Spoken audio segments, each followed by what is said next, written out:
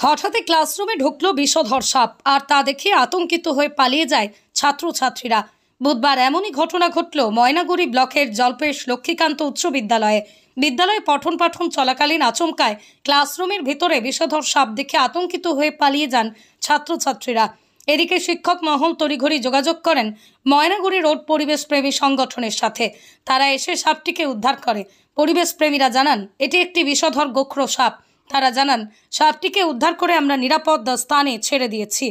Jalpesh এলকে high স্কুলের মধ্যে class চলাকালীন এটি গোখরো সাপ ঢুকে যায়।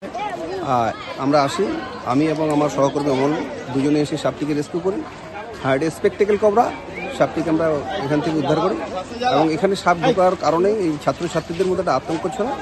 তো সাপটি উদ্ধার করার পরে সেই আতঙ্কমুক্ত হয় এবং স্বাভাবিক পরিস্থিতি এখন হয়। আমরা এই সাপটিকে নিরাপদ জায়গায় ছেড়ে দিই। বিশাল একটা গোখরো সাপ, বেশ মোটাসোটা এবং বড়সড়। এর ফলে ছাত্রদের মধ্যে বেশ আতঙ্ক তৈরি হয় এবং আমাদের ময়নাগুড়ি পিপিএসকে ফোন করার পরে সঙ্গে সঙ্গেই আমাদের নন্দুদা চলে আসেন, অমল রায় সেও আসে।